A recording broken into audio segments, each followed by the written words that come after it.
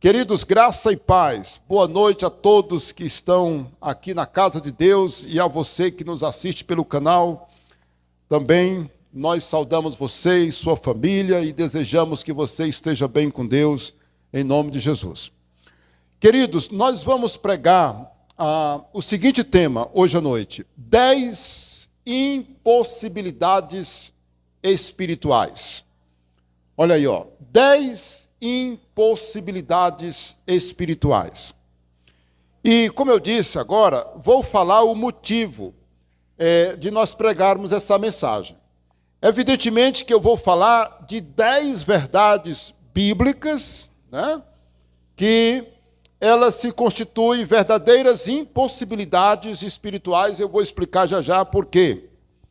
E essas 10 verdades ou fatos que vamos tratar aqui nessa noite, elas servem exatamente para aumentar a nossa convicção, escutem bem, atentem bem, para aumentar nossas convicções, aumentar a compreensão de algumas verdades do Evangelho, né, e evitar heresias destruidoras. Esse é o objetivo, né? 3 motivos pelos quais nós vamos pregar. Eu considero essas verdades tão importantes que, por isso, estamos gravando, para que você que está aí nos assistindo agora possa também. Eu creio que uma mensagem dessa, ela poderia ser bem divulgada, as verdades, para trazer edificação e entendimento espiritual para muita gente. Então, compartilhe, ok? É o que eu lhe peço. Vamos a essas verdades, a essas impossibilidades espirituais. Olha aí, vamos ver a primeira. A primeira grande impossibilidade, espiritualmente falando, como verdade central do Evangelho, é impossível alguém alcançar a salvação ou entrar no reino de Deus sem a conversão e sem o novo nascimento espiritual. Vamos confirmar isso no Evangelho de João. Abra sua Bíblia, por gentileza. E no decorrer da mensagem eu vou ficar citando os motivos pelos quais nós estamos pregando essa mensagem. Fortalecer as nossas convicções, né? Aumentar o entendimento de verdades centrais do Evangelho e evitar heresias. O que é heresia? Um ensino errado, né? Então, nós vamos ver exatamente isso aí. O que é que diz em João 3, versículo 3 e o 5? Diz assim, a isto respondeu Jesus: em verdade vos digo, que se alguém não nascer de novo, não pode ver o que, irmãos? O reino de Deus. Versículo 5. Respondeu-lhe Jesus: em verdade te digo, quem não nascer da água e do Espírito, não pode entrar no reino de Deus. Esse novo nascimento aqui, esse nascer da água, é o batismo. Pode-se entender pelo batismo, porque no judaísmo, as pessoas já praticavam o batismo de limpeza ou um ritual de purificação. Por isso que o cristianismo veio com a ideia do batismo nas águas, e então não houve dificuldade de se aceitar e de entender o significado do batismo nas águas, né? Muito bem. Então, lembrando que nós não batizamos as pessoas com água, nós batizamos na água. Há uma enorme diferença. Portanto, o que Jesus está dizendo aqui para Nicodemos é o seguinte: é impossível uma pessoa entrar no reino de Deus, alcançar a salvação de sua alma, se ela não nascer de novo. Olha a importância que Jesus está dando para essa verdade espiritual. Agora vamos pensar por um instante, alguém que queira entrar no céu, mas não quer nascer de novo, ou não nasceu de novo. E aí? Você acha que Deus vai voltar atrás nessa palavra? Admitir no seu reino alguém que não nasceu de novo? Se Jesus foi taxativo, foi claro, se alguém não nascer de novo, não pode entrar no reino de Deus. Ele usa dois verbos, ver e entrar. Ver, eu entendo que a ideia de eu ter o entendimento, eu consigo entender o que é o novo nascimento. E entrar, que significa literalmente participar do reino de Deus. Mas a verdade fala de conversão. Abra bem aí a sua Bíblia em Mateus 18. Olha o que está escrito em Mateus 18, verso 3. Muito claro também. Jesus disse: em verdade vos digo que se alguém não se converter, ou se não vos converterdes, e não vos tornardes como criança, de modo algum entrareis no reino dos céus. Irmãos, para o bom entendedor da língua portuguesa, está vendo que o texto é taxativo. De modo algum. Lá em João 3, né? Quem não nascer de novo não pode entrar no reino de Deus. Então, é uma verdade central. E nós vamos, no decorrer, quando a gente começa a estudar o Evangelho, isso que é lindo, você começa a perceber como essa verdade ela é fundamental para a nossa fé. Não entender essa verdade é como tirar os pés. É como tirar o alicerce de uma casa. Consegue entender? É como tirar os pneus de um carro. Será que consegue andar? Um carro sem pneus? Será que uma casa vai continuar em pé se tirar o seu alicerce? Uma pessoa vai conseguir andar se tirar os seus pés? Não, pois essa verdade, ela se constitui uma base da fé cristã. O meu novo nascimento é requisito essencial, fundamental para a minha salvação e minha entrada no reino de Deus. A conversão não pode ser desprezada. Aí é bom dizer, o novo nascimento é a mudança. É a obra que Deus faz na vida de um ser humano e muda a mente e o coração dele. Transforma um ladrão numa pessoa honesta, num bêbado, numa pessoa sóbria, um mentiroso num homem verdadeiro, uma pessoa imoral numa pessoa de moral, de caráter. Porque é a mudança que o Evangelho provoca, que o reino de Deus provoca em nós, é o chamado novo nascimento. A palavra conversão é uma palavra que se usa não só na Bíblia. Conversão é dar meia volta e retornar. É a pessoa se dar conta que o caminho que ela segue não é o correto e ela faz simplesmente uma conversão na vida dela. Ela se volta para aquele que o pode salvar e perdoar. Vamos para a segunda grande verdade, que é uma impossibilidade espiritualmente, né, no mundo espiritual. Olha aí a segunda. Arrepender-se dos seus pecados somente após a morte, e ainda assim conseguir entrar no céu. Irmãos, e agora eu vou me policiar, porque estou sendo gravado e nós não queremos expor ninguém. Mas essa experiência, ela é uma experiência frequente. E eu quero dizer que hoje eu tive essa experiência, não é? Sabe o que alguém me disse hoje? Ele disse: pastor Isaías, eu quero tomar minha decisão e acertar minhas contas com Deus em vida. Quando ele falou isso, o que foi que eu entendi? Hebreus 9, 27. Abra sua Bíblia aí. Após a morte segue-se o juízo. Aos homens, ou seja, ao ser humano, está ordenado morrer apenas uma só vez. E após a morte segue o juízo. Eu quero dizer que é impossível uma pessoa se arrepender após a morte e esse arrependimento ter validade. Sabe por quê? Porque a Bíblia diz que o arrependimento do homem, para ter validade do ser humano, tem que ser em vida. Após a morte, ele já está no mundo espiritual, ele já está lá diante da realidade dele. E quando nós lemos lá em Lucas 16, verso 24, o que nós encontramos em Lucas? A história do rico e do Lázaro. E o que foi que essa história nos conta, irmãos? Abra bem aí a sua Bíblia. em Lucas 16, versículo 24.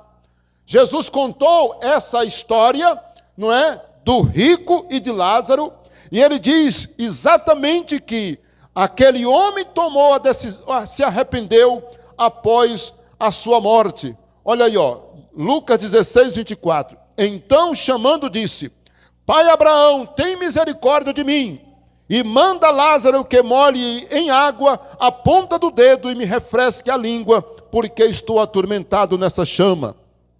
Disse, porém, Abraão: Filho, lembra-te de que recebeste os teus bens em tua vida, e Lázaro igualmente os males. Agora, porém, ele está consolado e tu em tormentos. E além de tudo, está posto um grande abismo entre nós e vós, de sorte que os que querem passar daqui para vós outros não podem, nem os de lá passar para nós.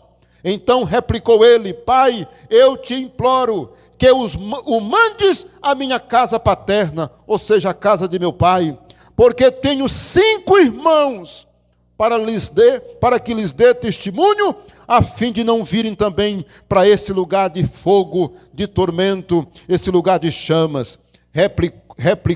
Respondeu Abraão: Eles têm Moisés e os profetas, ouçam-nos. Mas ele insistiu: Não, pai Abraão, se alguém dentre os mortos for ter com eles, arrepender-se-ão. Abraão, porém, lhe respondeu: Se eles não ouvem a Moisés e aos profetas, tampouco se deixarão persuadir, ainda que ressuscite alguém dentre os mortos. É muito forte essa passagem.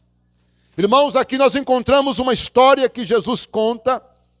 Quem mais conhecia do mundo espiritual, senão Jesus? Me diga. Ele, que veio da eternidade, se fez carne. Ele, Deus, amados, ele conta essa história de rico e Lázaro. Ele diz: aconteceu isso com um certo homem. Olha o que aconteceu com ele. Lá no mundo do além, lá no tormento, lá no inferno, ele atormentado, chama o pai Abraão e diz: Pai Abraão, manda que Lázaro vá na casa de meu pai, porque eu tenho 5 irmãos, para que eles não venham para esse lugar. Olha a resposta de Deus: não é possível, isso não vai acontecer. Lá na terra, eles têm os profetas, eles têm Moisés, que ouçam eles. Irmãos, tem muita gente desprezando a pregação do Evangelho, achando que é possível se arrepender após a morte.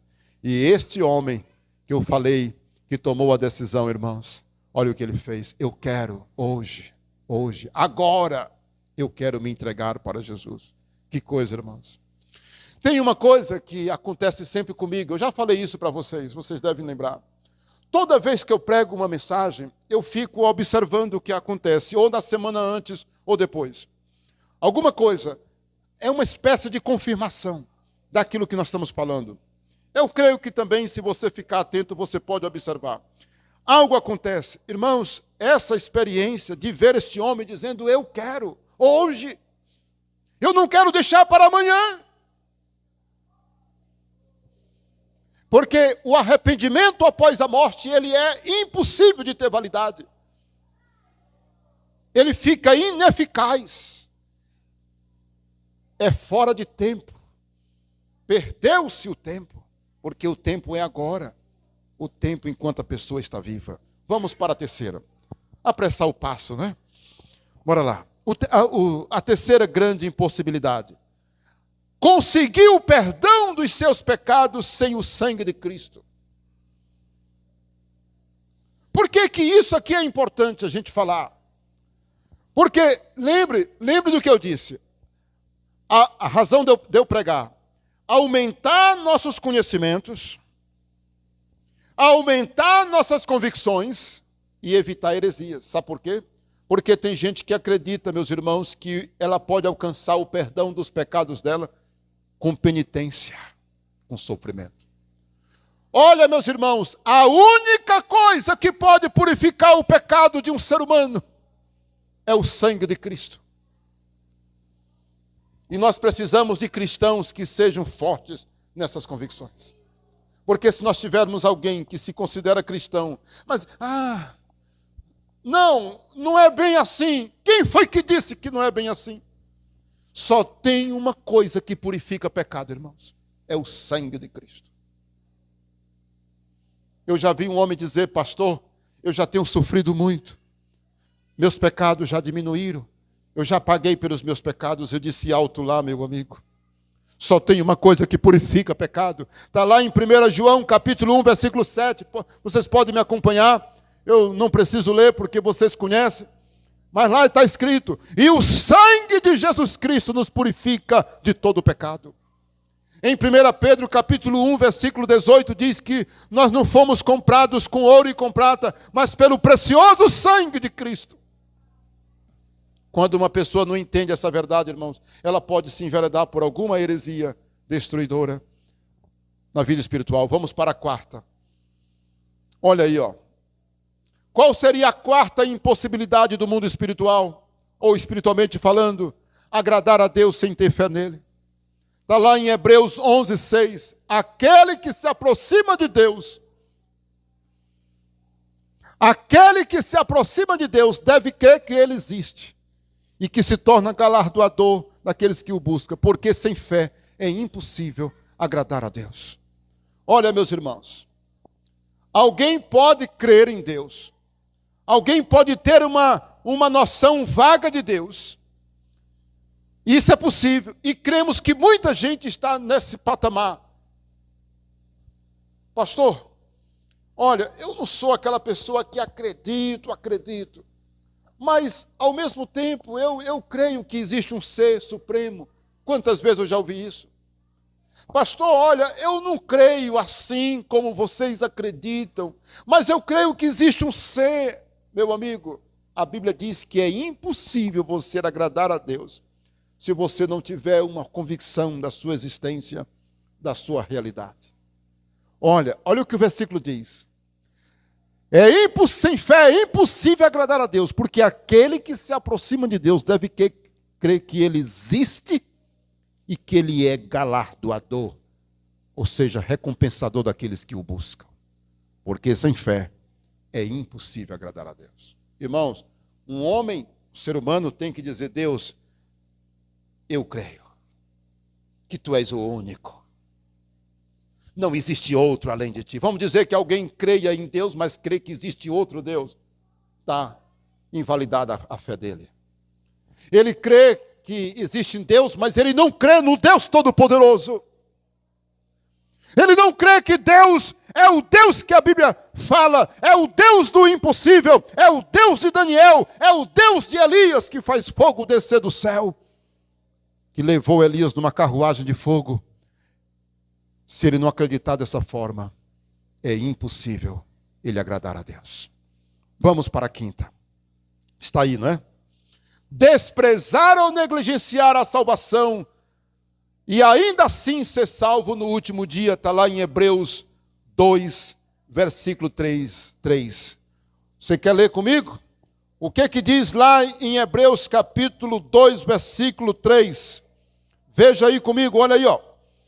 Como escaparemos nós se negligenciarmos tão grande salvação, a qual foi anunciada inicialmente pelo Senhor e depois foi confirmada pelos que a ouviram?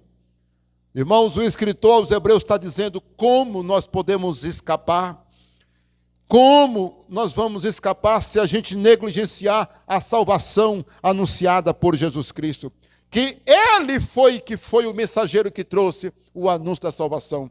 E nós somos aqueles que confirmamos e estamos anunciando depois que Jesus nos trouxe essa mensagem de salvação.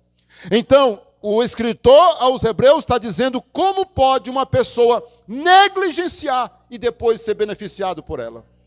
Você consegue entender? Vamos dizer que alguém passa a vida toda dizendo não é assim. Não é assim. Eu ouvi uma daquelas desculpas, inclusive tem uma mensagem no canal dizendo o seguinte: as 7 maiores desculpas para que as pessoas não creiam e nem se convertam ao Evangelho. Veja lá, aquelas desculpas, né? Aí, uma delas é eu dizer o seguinte: não é bem assim. Não existe salvação só em Jesus. Tem outros meios. É preciso mesmo eu me tornar cristão para ser salvo? Olha aí, meus irmãos. É preciso mesmo? Será que eu, na minha religião, será que eu, no meu modo, eu preciso mesmo? Irmãos, olha a impossibilidade. É impossível alguém rejeitar essa salvação e um dia se beneficiar dela, porque só tem um que salva, é Jesus. A pessoa passou a vida toda negando. Não. Eu não preciso. Tem outros meios. Pois vá. E um dia você vai entender que você fez a maior errada ou loucura da sua vida, porque você negligenciou a salvação. Vamos para a sexta, né? Olha aí, ó, a sexta grande impossibilidade do mundo espiritual. E essa daí, ela é muito parecida com lá o novo nascimento. Né? Ela é fundamental, ela é base, muito base mesmo. Olha aí, ó. Encontrar outro caminho para o céu além de Cristo. Eu acabei de expressar algo que daria para encaixar nessa daqui, né? Irmãos, por que a Bíblia é tão taxativa em dizer que Jesus é o caminho? Está lá em João capítulo 14, verso 6, Jesus disse: eu sou o caminho, a verdade e a vida, ninguém vem ao Pai senão por mim. Quando Jesus disse isso, ele mostrou que ele é exclusivo. A Bíblia não diz que ele é um caminho. Lá em João capítulo 10, também, versículo 9, Jesus disse: eu sou a porta. Olha que coisa, se alguém entrar por mim, será salvo. Olha o artigo aí, ó. A porta. Eu sou o caminho, não é uma porta. Irmãos, isso é tremendo. Isso é tremendo. Jesus não é uma das portas que leva a pessoa para a salvação. Uma vez eu vi um homem, meus irmãos, ele dizendo assim: olha, religião, cristianismo é como se fosse um condomínio. Todas as religiões estão ali como se fosse aquele condomínio, aqueles apartamentos, né? Ou blocos de um apartamento. Ele disse: olha, cada uma é diferente, mas todos estão no mesmo lugar e termina ficando no mesmo lugar, indo para o mesmo lugar. Eu disse: doutor, não é bem assim, doutor. Irmãos, por que não é toda religião, não é toda fé? Irmão, pelo contrário, é o cristianismo, é Jesus. Sabe por quê, irmãos? Porque tem verdades do cristianismo que elas não vão se encaixar em nenhuma outra forma de crença. Porque mostra que só Jesus Cristo realmente pode salvar, só Ele é o Salvador. Sabe, meus irmãos, em outras religiões você vai dizer que a pessoa vai ser salva, não é? No final das contas será feito um balanço de toda a sua história. Se ela tiver praticado mais coisas boas, ela será salva. Tiver praticado mais coisas ruins, ela será condenada. Irmãos, tem gente que pensa que a nossa vida aqui é apenas um estágio para uma evolução maior, que ainda vai ter não sei quantos estágios ainda para alcançar a perfeição. Tudo isso é mentira. O cristianismo não tolera, o cristianismo não aceita esse tipo de coisa. Porque, irmãos, o cristianismo diz que só há um caminho para a salvação. É Jesus Cristo. E você, como cristão, cada um de nós aqui, atenção você, ó, cada cristão tem que ter essa convicção. Porque você vai encontrar pessoas que vão tentar tirar isso de você. Olha, você não pode ser radical. Você não pode dizer que só há salvação no cristianismo. Você não pode dizer que só há salvação em Jesus. E aí, você vai ficar com a cara de tacho? Você vai ficar com cara de bobo dizendo: tá certo, realmente eu vou repensar as minhas ideias, Quem foi que disse? Nesse momento você negou Jesus. Olha, se um dia você duvidar, se um dia você como cristão duvidar, que Jesus Cristo é o único caminho para levar para o céu, você precisa se converter de novo. E eu estou dizendo isso com muito temor no coração.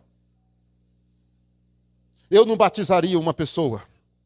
Eu não batizaria uma pessoa que eu perguntasse para ela no dia do batismo dela: irmão, irmã, você crê que Jesus Cristo é o Salvador da sua vida? Sim, pastor. Amém, meu irmão ou minha irmã. Minha irmã, deixa eu lhe perguntar mais uma coisa. Você crê que existe a possibilidade de existir outro meio de salvação? Se ela disser que sim, lamento muito, uma pessoa dessa não está apta para o batismo. Porque batismo, irmãos, o cristianismo não tolera. O cristianismo que aceita a possibilidade de um outro caminho para o céu é falso. Eu não disse por que eu estava pregando essa mensagem hoje? É para aumentar nossas convicções. Porque você sabe qual é um grande problema das igrejas hoje, ou dos crentes, mundialmente falando? É falta de convicção. Quando a coisa aperta, eles mudam de pensamento. Eles não defendem as verdades do Evangelho com unhas e dentes. Sabe por quê? Porque não são fortes o suficiente na palavra para entender essas convicções. Rapaz, tá certo, eu acho que eu estou exagerando. Só Jesus Cristo salva. Em Atos capítulo 4, versículo 12, está escrito: e em nenhum outro nome foi dado entre os homens pelo qual importa que sejamos salvos. Em nenhum outro há salvação, irmãos. Somente no nome precioso de nosso Senhor e Salvador Jesus Cristo. E aí? Você crê dessa forma? Você crê que existe outro meio de salvação além de Jesus, meu amigo? Se você crê, você está errado. Eu lhe digo isso com muito temor no coração, com muito respeito a você. Mas só há um meio de ser salvo, é Jesus Cristo. Eu sou o caminho, a verdade e a vida. Ninguém vem a Deus, senão por mim. Vamos para a sétima. A sétima é essa aí, ó. Receber a salvação por meio de boas obras. Está lá em Efésios capítulo 2, versículo 8 e 9. Pela graça sois salvos. Amém, meus irmãos? Olha aí como o texto é lindo. Pela graça sois salvos, mediante a fé. E isto não vem de vós, é dom de Deus. Não vem das obras para que ninguém se glorie. Irmãos, a falta de entendimento dessa verdade levou o passado, irmãos, a uma história negra de compra de salvação, compra de perdão. Meu Deus. Sacrifícios, penitências. Irmãos, pessoas perderam os seus joelhos. Pessoas tiveram suas mãos queimadas. Pessoas faziam penitências as mais terríveis. Pessoas davam suas fortunas. Olha, irmãos, o ser humano, quando ele se converte, ele deve contribuir com as suas finanças na igreja. É porque ele entende que ele é mordomo. Nós usamos nossas finanças, entregamos os nossos dízimos, entregamos nossas ofertas por amor, por entender a importância delas e por entender que tudo é de Deus e não nosso. Mas nós nunca devemos entender que o nosso dinheiro compra a salvação. E a falta dessa verdade, irmãos, levou pessoas a venderem boiadas, fazendas, para comprar a salvação. É por falta de entendimento dessa verdade que pessoas dão esmolas generosas no mundo todo. Ricos acreditam que serão salvos porque estão ajudando pessoas carentes. Me diga se isso não é um assassino ao cristianismo. Me diga se isso não é assassinar o cristianismo. Uma pessoa que faz donativos ou doações milionárias até para ganhar a salvação dele. E como é que nós ganhamos a salvação? De graça, pela fé.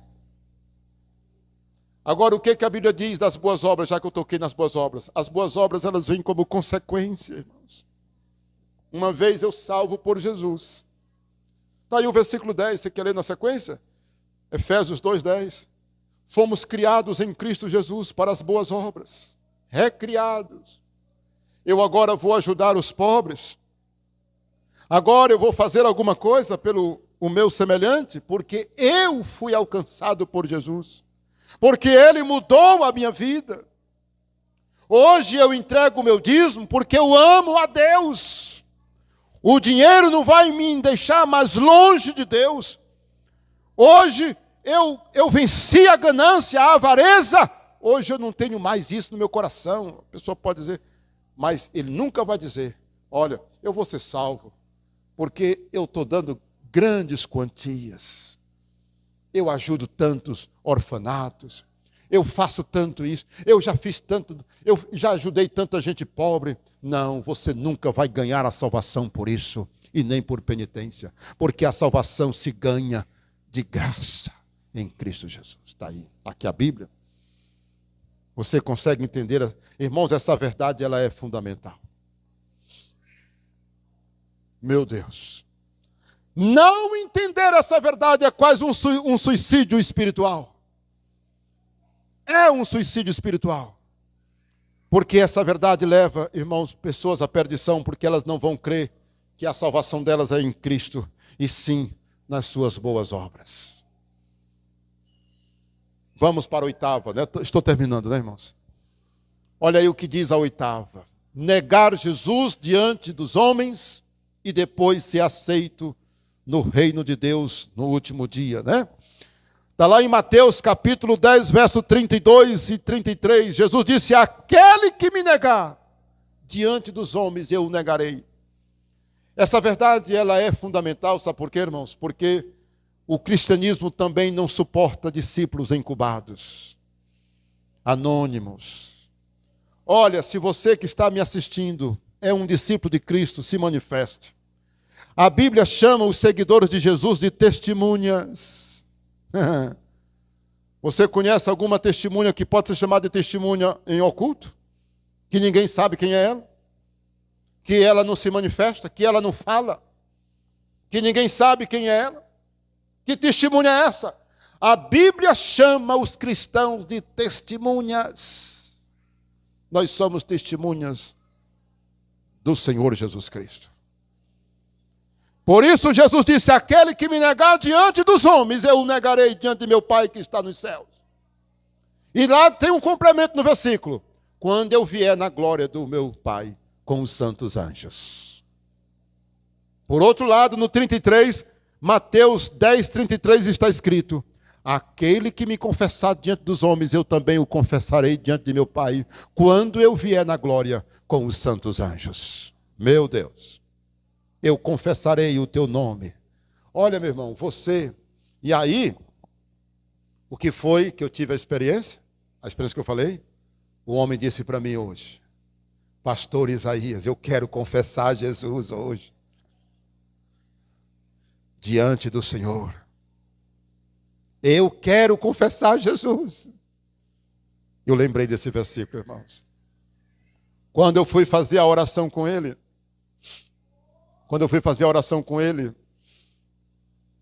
eu li Mateus 10, 32 e 33.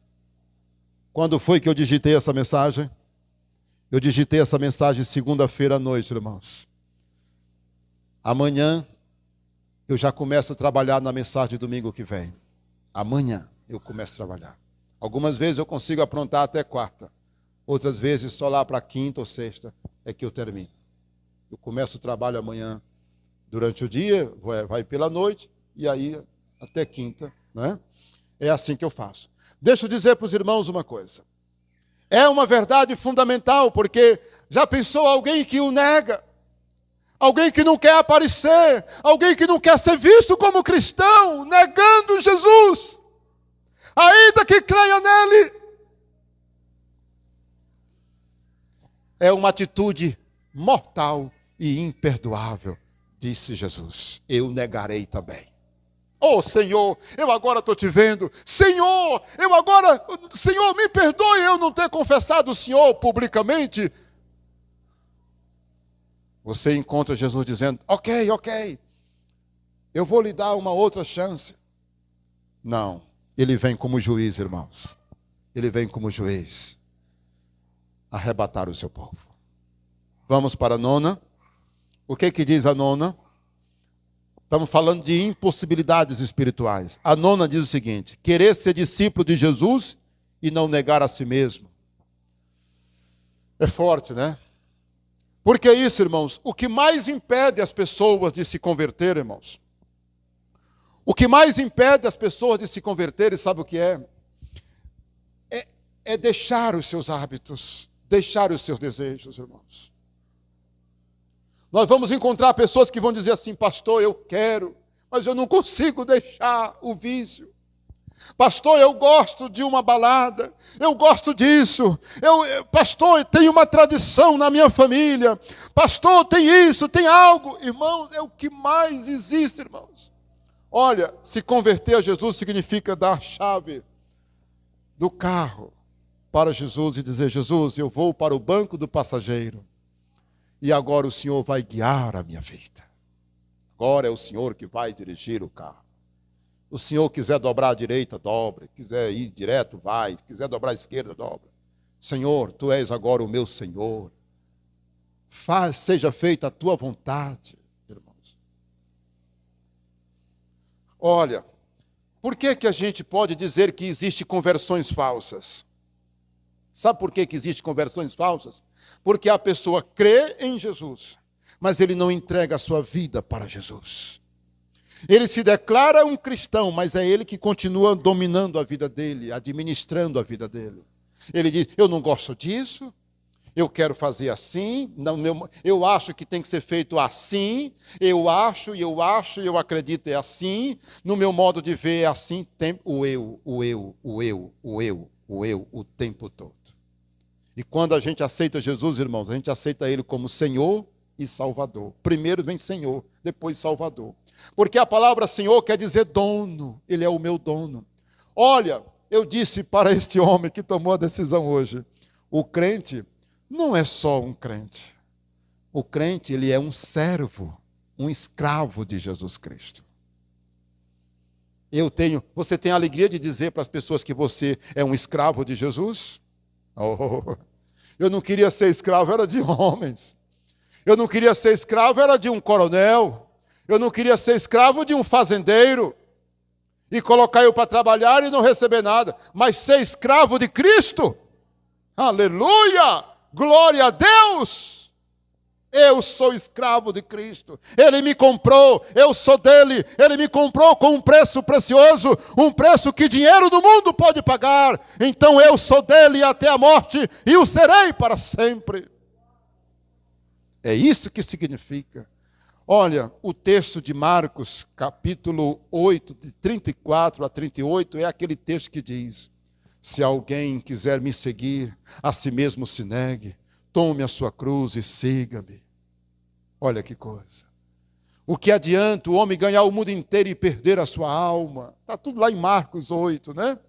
E Jesus disse: olha, aquele que não negar a si mesmo e aquele que não abandonar tudo por causa de mim e do Evangelho, esse não pode alcançar a salvação.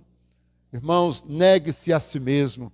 É eu me despir, me despojar das minhas vontades. Eu posso até desejar, mas quando eu lembro da vontade de Deus, eu digo: ó, não é mais para mim, agora é Jesus que manda. E eu posso dizer: Jesus, posso? Se ele disser não, já não mais vou discutir. Irmãos, na mente do cristão tem um semáforo: vermelho, amarelo e verde. Pode ter certeza. Na tua mente, meu irmão, vai funcionar um semáforo, como um sinal de trânsito. Tem hora que o Espírito Santo vai dizer: não vá, vermelho, proibido. Tem hora que o Espírito Santo vai dizer para você: cuidado, muito cuidado, há perigo à frente. É o amarelo.